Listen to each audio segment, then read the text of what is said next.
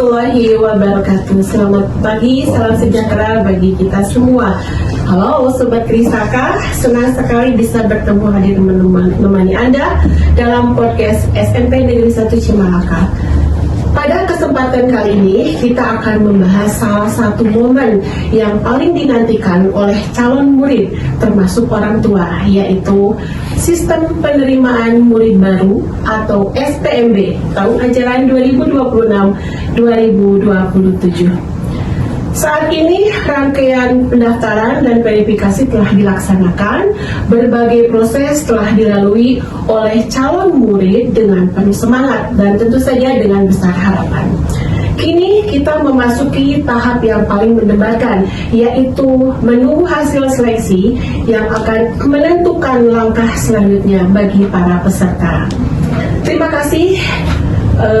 Tentu saja banyak pertanyaan yang muncul di masyarakat, bagaimana proses seleksi dilakukan, sejauh mana transparansi dan objektivitas dijaga, apa yang perlu dipersiapkan setelah nanti hasil pengumuman disampaikan. Semua pertanyaan itu akan kita bahas bersama narasumber yang paling memahami proses SPMB tahun ini. Mari kita simak bersama podcast bertajuk Menanti Hasil SPMB SMP Negeri 1 Cimalaka, transparan, objektif, dan berintegritas. Baiklah, untuk mengawali perbincangan kita kali ini, kita sapa terlebih dahulu narasumber yang telah hadir di tengah kita. Yang pertama yaitu Bapak ATT di SPD MPD. Beliau merupakan Wakil Kepala Sekolah Bidang Kurikulum. Selamat pagi Bapak. Pagi. Selanjutnya adalah Bapak Ajat Sudrajat SPD. Beliau merupakan Wakil Kepala Sekolah Bidang Kesiswaan dan merupakan Ketua Panitia dari SPMB tahun ini. Selamat pagi Bapak. Pagi. Dan yang terakhir adalah Bapak Diki Kurniadi SPD MPD. Beliau adalah anggota panitia dari SPMB dan termasuk verifikator untuk SPMB tahun ini. Selamat pagi Bapak. Bagaimana kabarnya semuanya nih Bapak? Alhamdulillah baik ya, sehat-sehat ya. Terima kasih telah meluangkan waktu untuk hadir dalam podcast SMP Negeri 1 Cimalaka. Di tengah kesibukan ya yang semakin berjubel terlihat. Untuk pertanyaan pertama saya tujukan kepada Pak Ajat selaku Ketua Panitia, dapatkah Bapak menjelaskan bagaimana pelaksanaan SPMB di SMP Negeri 1 Cimalaka ini secara umum Bapak? Assalamualaikum warahmatullahi wabarakatuh. SPMB secara umum itu merupakan gerbang seleksi penyaringan untuk murid baru yang bisa masuk, yang bisa diterima di SMP Negeri 1 Cimalaka. Pada tahun ini sedikit berbeda dengan tahun kemarin, yang mana SPMB dibagi dua tahap.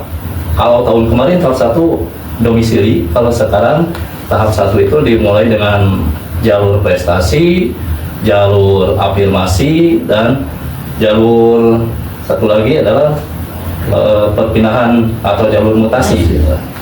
Yang dari jalur-jalur itu dibagi lagi dari subjalur. Misalnya dari afirmasi ada jalur keluarga ekonomi tidak mampu, ada jalur disabilitas. Terus jalur prestasi dibagi dua, jalur prestasi dari nilai rapor dan jalur prestasi non akademik, keahlian khususnya. Kemudian jalur mutasi dibagi dua, itu jalur mutasi perpindahan orang tua, tugas orang tua, dan jalur khusus anak guru dan tenaga kependidikan. Itu sementara di tahap 2 yang biasa domisili tahap 1, sekarang domisili ada di tahap 2. Itu khusus untuk domisili. Yang dihitungnya itu jarak, tidak ada hal lain lagi. Itu barangkali secara umum dari SPMB. Berarti sekarang yang sedang dilaksanakan itu di tahap 1? Di tahap 1. Untuk tahap ini sudah sejauh mana Pak? Sudah sampai mana dan apa yang sedang ditunggu oleh para peserta?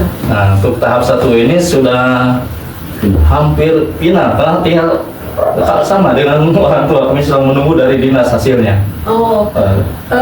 Udah final, berarti tinggal pengumuman ya? Tinggal nunggu hasil hari ini? hari ini. Pengumumannya Insya Allah jam 12 ya 12. rencananya. Oke, ya. Berarti sekarang ini mungkin orang tua sedang menanti juga ya. Dan Oke. hidup. Dan hidup. Saya ke Pak Diki, selama proses pendaftaran berlangsung, bagaimana antusiasme masyarakat untuk mendaftar ke SMP 1 Cimalaka ini, Pak? Ya, baik. Bismillah. Mungkin antusiasme tidak kalah dari tahun sebelumnya ya. Jadi memang sekolah kita, atau bisa dikatakan favorit mungkin ya. Dari jumlah raport aja, maksudnya dari jalur raport akademik saja yang ditampung itu sekitar 61. Kita membuang sekitar 70 siswa. Artinya kan memang bukan 100% lagi ya, lebih gitu kita dari kuota yang disediakan. Berarti bisa diasumsikan bahwa SMP Negeri 1 Cimalaka ini memang banyak diminati gitu ya oleh calon para peserta didik baru. Luar biasa ya. Jadi setiap tahun ya? Ya, Setiap tahun itu kalau tidak salah SMP 1 Cimalaka itu selalu banyak. betul. Ya, nah untuk pertanyaan berikutnya mungkin ke Pak Atep tadi selaku Wakasek bidang kurikulum, melihat dari penjelasan Pak Diki tadi, ternyata begitu banyak ya Bapak ya SMP 1 Cimalaka itu pendaftarnya. Menurut Bapak kira-kira mengapa? Apa alasannya SMP 1 Cimalaka ini menjadi salah satu sekolah yang diminati masyarakat setiap tahunnya, Pak? Oke, baik. Mungkin yang pertama karena letak geografis ya, SMP Cimalaka itu berada di pusat kota kecamatan ya, berdekatan dengan kantor kecamatan, kantor desa, pasar, akses jalan nasional itu dekat. Jadi itu mungkin yang pertama mengapa banyak masyarakat untuk menyekolahkan anak-anaknya di sekolah SMP Cimalaka ini. Yang kedua, SMP Cimalaka itu sudah berumur 61 tahun, jadi sudah tua lah gitu ya. Kedua, mungkin masyarakat memandang bahwa SMP Cimalaka itu mengeluarkan lulusan-lulusan yang bisa berhasil gitu ya. Banyak lulusan-lulusan SMP Cimalaka itu 100% melanjutkan ke SMP SMK. Kemudian setelah itu mereka bisa sukses lah ya, berhasil ya gitu. Mungkin seperti itu. Jadi ada kepercayaan dari masyarakat bahwa SMP 1 Cimalaka itu kualitasnya bagus gitu ya. Akhirnya dan angka sini. Padahal kalau kita lihat di pemerintah itu sudah berupaya untuk membuat pemerataan dengan adanya tahapan ini ya Pak ya, supaya tidak berjubel di satu titik. Tapi ternyata tetap saja SMP 1 Cimalaka menjadi tempat yang paling diminati di Sumedang, di Cimalaka khususnya. Tadi Pak Diki bisa disampaikan berapa jumlah untuk tahap 1 ini, berapa jumlah yang pendaftar, kuotanya, dan bagaimana perbandingannya dengan kuota yang tersedia. Misalnya untuk tahap 1 ini kan tadi disampaikan bahwa ada namanya tuh jalur prestasi, ada afirmasi, ada mutasi. Nah itu bagaimana? Jumlahnya berapa? Untuk jumlahnya sendiri mungkin kalau diperinci, contoh saja ya tadi seperti di jalur prestasi, hampir 100% kita mengeluarkan ataupun tereliminasi, bisa dikatakan seperti itu. Namun ada yang unik mungkin kita di jalur afirmasi ya, semua yang pendaftar di situ bisa dikatakan lolos semua gitu. Karena memang bisa diasumsikan bahwa pendaftar ini berada di kelas ekonomi yang cukup mampu gitu, bisa dikatakan seperti itu. Kemudian untuk di jalur non akademik kita hanya membuang 3 calon peserta didik saja gitu. Dan ini juga dengan pertimbangan penambahan nilai pada uji kompetensi kemarin, selain by system nilai sertifikat yang sudah disediakan oleh panitia ataupun oleh dinas seperti itu. Jadi bisa dikatakan jalur yang benar-benar kita banyak eliminasinya gitu ya Bu, itu hanya jalur prestasi akademik. Ini baru tahap 1 ya. Tahap 1. Bagaimana nanti di tahap 2 yang domisili? Memungkinkan tidak didomisili, ada yang seperti yang tadi akhirnya digugurkan gitu? Ya, kalau menurut saya memungkinkan. Bahkan mungkin nanti bisa ditambahkan oleh Bapak Ketua berdasarkan tahun lalu mungkin ya seperti apa gitu. Cuman melihat antusiasme ini menambahkan juga tadi Pak Atet mungkin juga salah satunya banyak prestasi kita ya dari siswa maupun guru termasuk Ibu MC sendiri kayaknya banyak prestasi, sehingga banyak exposure di luar yang menggayat gitu, mungkin di medsos ataupun apa yang itu juga bisa menjadi oh Sachi ini bagus, berkualitas gitu, karena memang mungkin namanya sudah harum. Makanya penyeleksian ini juga kita berkeadilan memiliki prinsip seperti itu.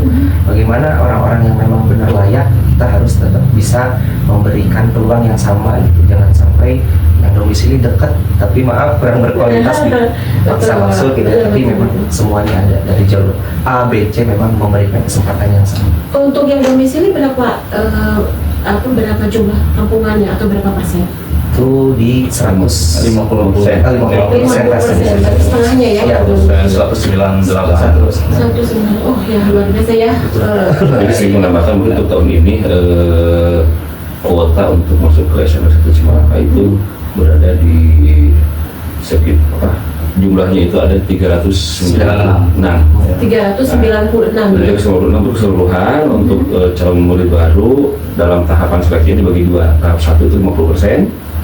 Yang tadi ya, rincian jalurnya udah ada. Iya. Tahap 2 untuk domisili itu 50%.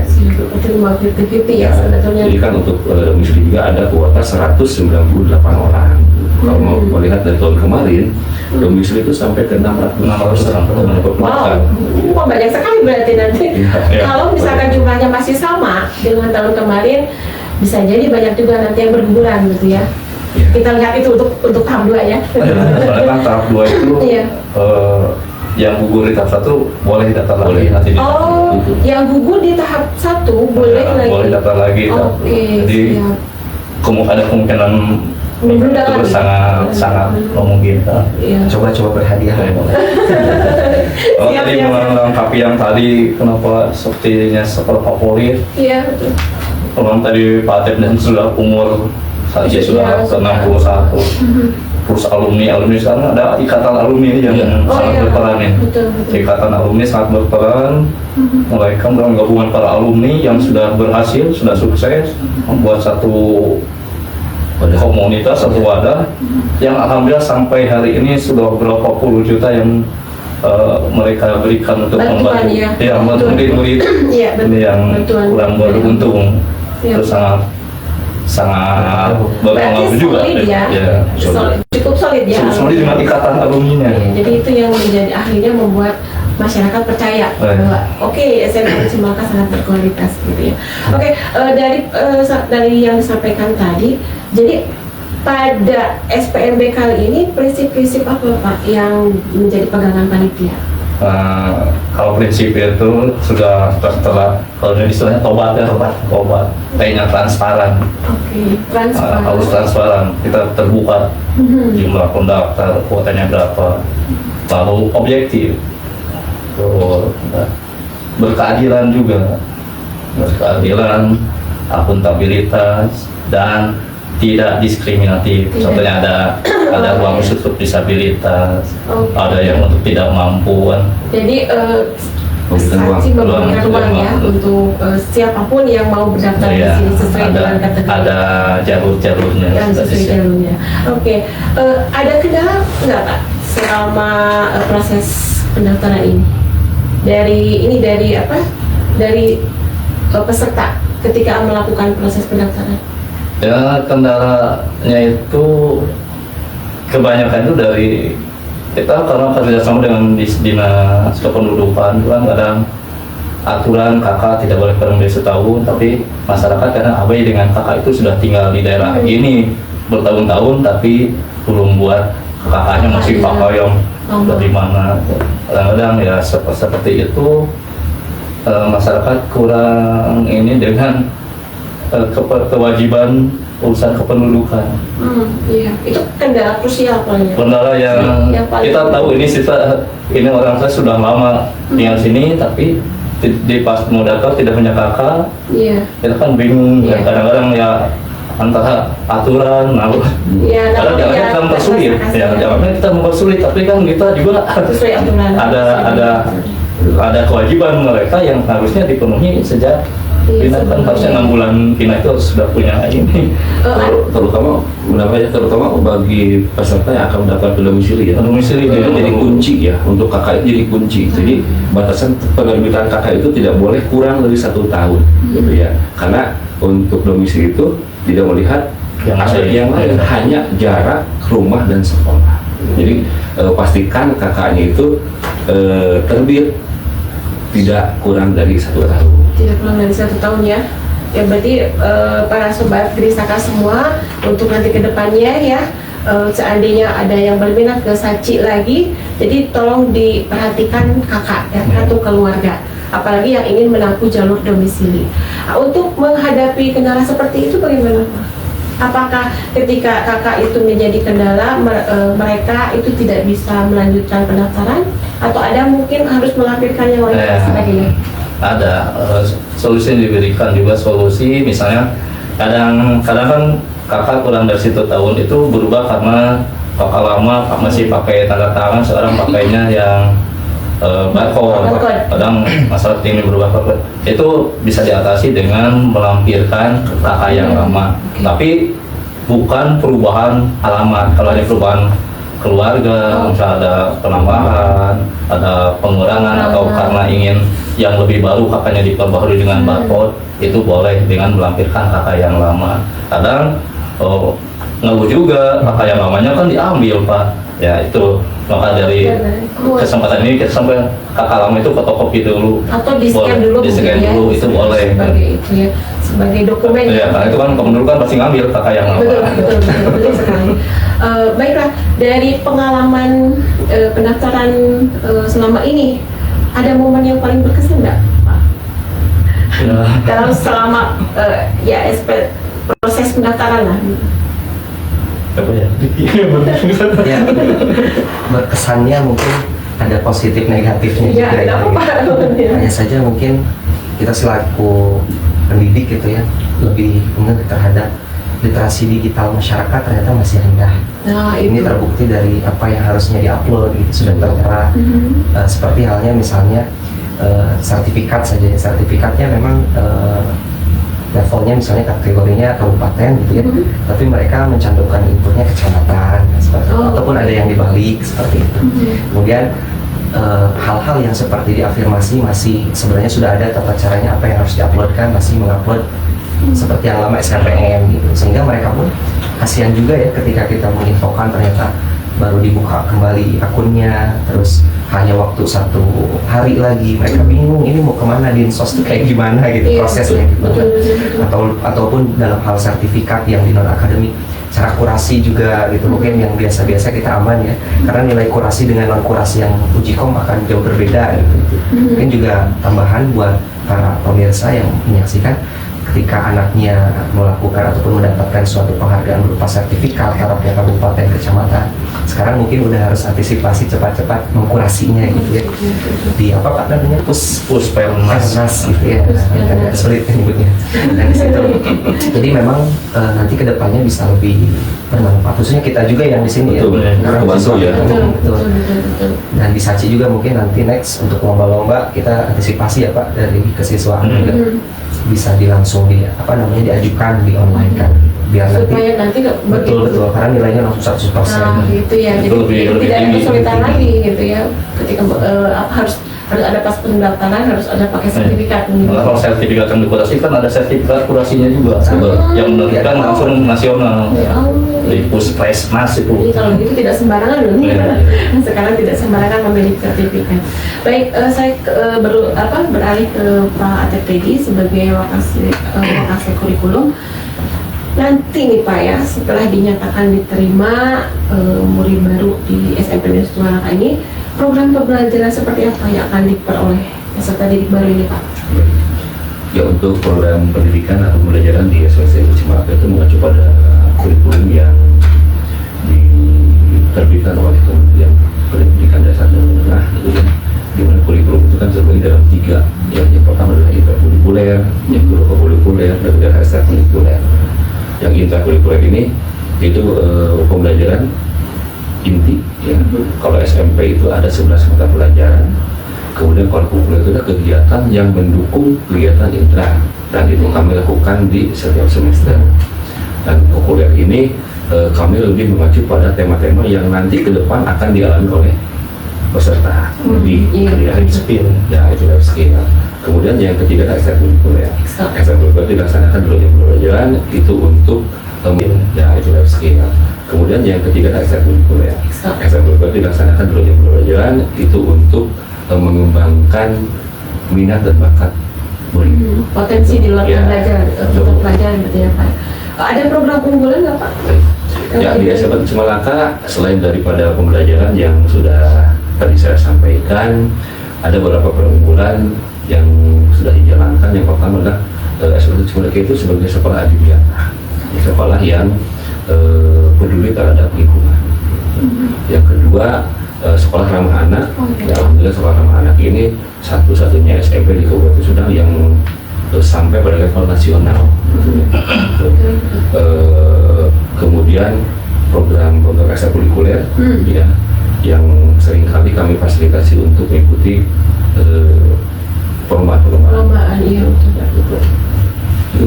Ya, itu unggulan-unggulan dari SMA Cimalaka ya Pak ya, program-program. Mudah-mudahan ketika nanti murid baru datang nanti semakin berkembang ya Pak ya. Dari program unggulan dan pembelajaran yang akan dilaksanakan di kelas, seperti apa sih Pak karakter atau profil lulusan yang ingin dibentuk oleh SMP Negeri 1 Cimalaka ini? Baik, ya, yang paling utama dalam sebuah pendidikan itu menghasilkan seseorang yang berkarakter. Kalau melihat dari pengetahuan itu kan sekarang banyak media ya, ada internet dan lain sebagainya gitu. Tapi yang utama adalah bagaimana perubahan karakter. Jadi lulusan SMP 1 Cimalaka itu kalau mengacu pada visi ya yang kuat, yang kompak, unggul, agamis, tangguh, dilengkapi dengan 8 dimensi profil lulusan. Ya, kami mengacu pada hal itu. Oke. Mudah-mudahan ya Pak kualitas yang masuk ke SMP Negeri 1 Cimalaka ini memang siswa-siswa yang berkualitas, yang bisa mengembangkan potensinya di sekolah kita. Baik Bapak, Pak Diki, bagaimana proses kembali lagi ya ke dalam proses pendaftaran ini, verifikasi dan validasi dilaksanakannya bagaimana prosesnya Pak itu sebelum diumumkan ini? Baik, untuk verifikasi memang kita cukup alot ya, karena butuh ketelitian gitu, karena berkas yang diupload dengan apa yang diinputkan itu juga harus benar-benar dipastikan aman gitu, jangan sampai merugikan pihak pendaftar dan juga tidak menyalahi aturan yang sudah diturunkan oleh Dinas Pendidikan seperti itu. Jadi intinya untuk verifikasi memang kita ya step by step saja gitu, apa yang sudah masuk, dan kita pun dibagi untuk melakukan verifikasi itu, tentunya tidak sendirian. Pada intinya tadi prinsip tobat tadi memang benar-benar bisa kita masukkan gitu, terutama untuk yang jalur non akademik gitu ya. Jalur non akademik sudah ada nilai sertifikat dan juga ada nilai perform pada uji kom, itu juga kita ada sedikit alot, artinya ada juga yang tahapnya apapun tingkatannya, levelnya kabupaten, tapi mungkin bisa dikatakan mohon maaf kualitasnya kecamatan, karena kalau kita analisis mungkin itu grup ya Bu, misalnya olahraga bisa jadi mereka memang individu sebagai pelengkap pada cabang olahraga tersebut, sehingga memang ketika dipraktikkan atau diuji kompetensikan mereka tidak melihat perform yang bagus gitu, sehingga memang kita bagaimana mengcombine nilai ini agar bisa representatif gitu terhadap nilai si siswanya, sehingga tidak ada yang dirugikan. Ya karena prinsip tadi yang tobat itu ya harus tetap dipegang ya. Betul, karena kita pun menguji seperti itu kan untuk menyeleksi secara utuh gitu. Tidak hanya by system saja, tapi bagaimana mendapatkan bibit-bibit yang akan bisa mengharumkan nama Saci nanti ke depannya, yang gampang dibina, yang bisa memiliki upgrading skillnya nanti gitu. Seperti itulah mungkin teman-teman. Siap. Untuk informasi pengumuman nanti masyarakat di mana tuh? Ada di grup. Diakses secara online. Jadi website masing-masing. Oke. Setelah nanti dinyatakan lulus, apa yang harus dilakukan oleh calon murid selanjutnya? Setelah dinyatakan lulus kan bisa nanti di grup bisa ada pengumuman persiapan berkas daftar ulang bisa diambil ke sekolah, tapi Terus harus ada proses juga ini. Begitu ada pengumuman dari web lulus, kita harus menyiapkan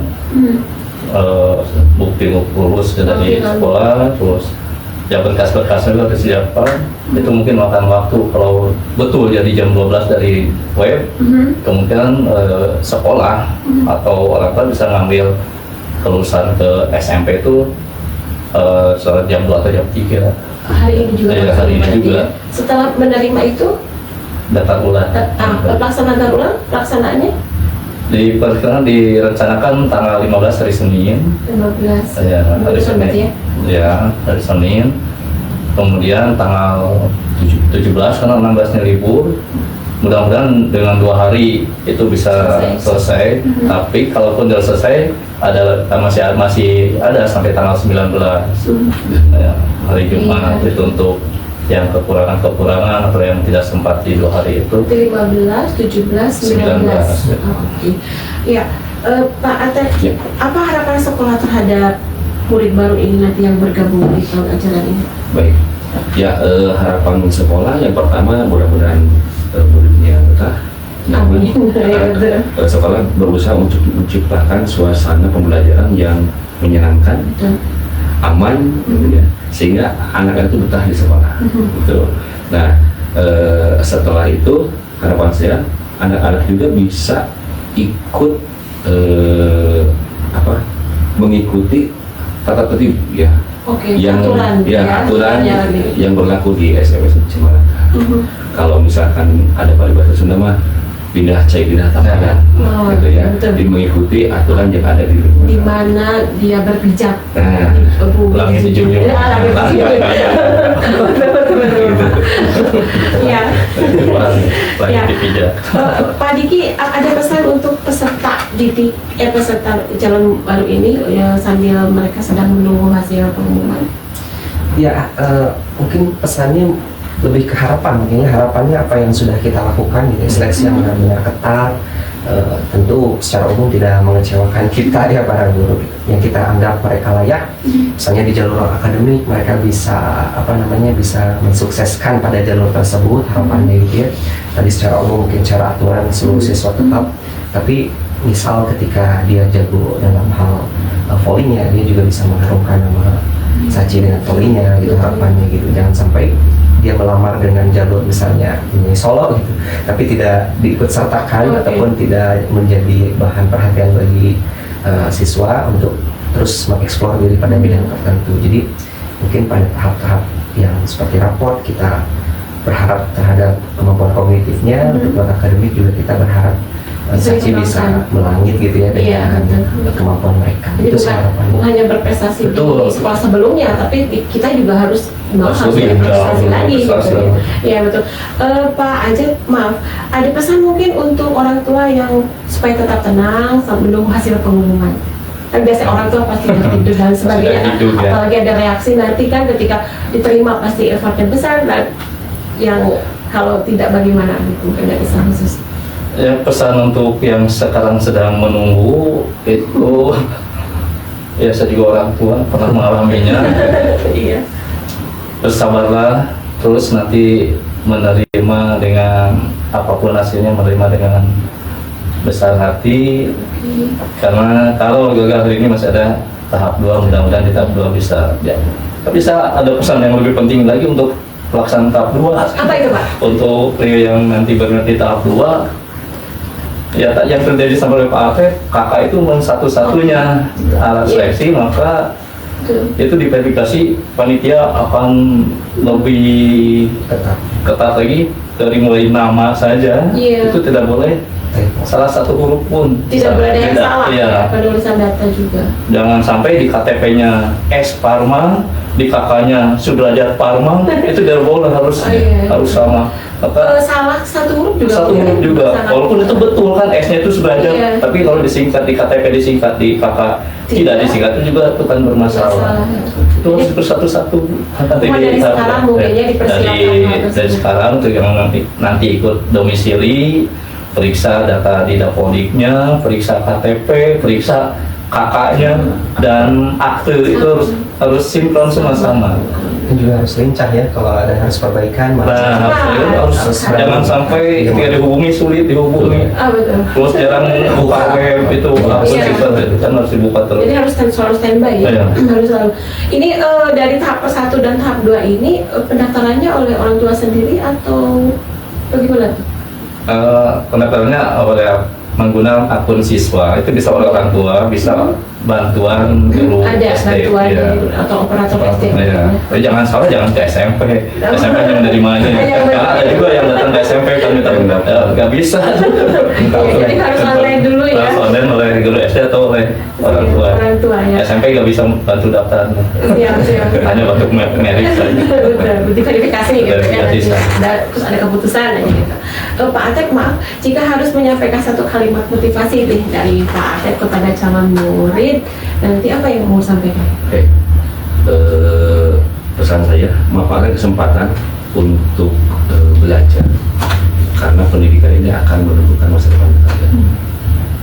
Ya, begitu ya. Motivasi luar biasa ya.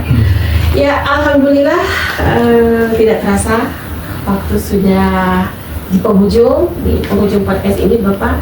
Terima kasih kami sampaikan kepada para narasumber yang telah berbagi informasi, juga pengalaman dan menjelaskan terkait pelaksanaan sistem penerimaan murid baru atau SPMB di SMP Negeri 1 Cimalaka tahun 2026-2027. Ya, dari perbincangan hari ini kita bisa dapat memahami bahwa seluruh proses SPMB telah dilaksanakan dengan berpedoman pada prinsip tobat tadi ya, Bapak tadi transparan, objektif, berkeadilan, akuntabel dan tanpa diskriminasi. Baiklah, berbagai harapan telah dilalui, berbagai tahapan telah dilalui dan penuh dengan memberikan layanan yang terbaik kepada masyarakat, kepada seluruh calon murid dan orang tua yang saat ini sedang menantikan hasil seleksi. Kami mengajak untuk tetap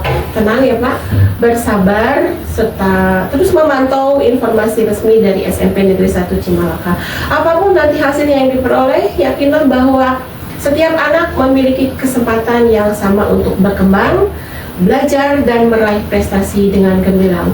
Bagi yang nantinya menjadi bagian dari keluarga SMP Negeri 1 Cimalaka, kami ucapkan selamat datang dan selamat bergabung untuk bersama-sama belajar, berprestasi dan mengukir mimpi. Dan bagi yang belum mendapat kesempatan, jangan pernah berkecil hati karena keberhasilan tidak ditentukan oleh satu pintu saja.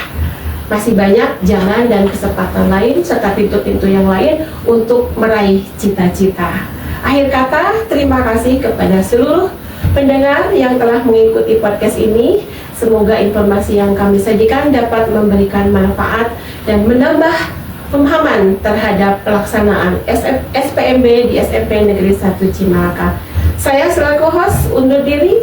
SMP Negeri 1 Cimalaka, Kuat, kompak, unggul, agamis, tangguh. Wassalamualaikum warahmatullahi wabarakatuh. Salam sehat, salam pendidikan, dan sampai jumpa di podcast berikutnya.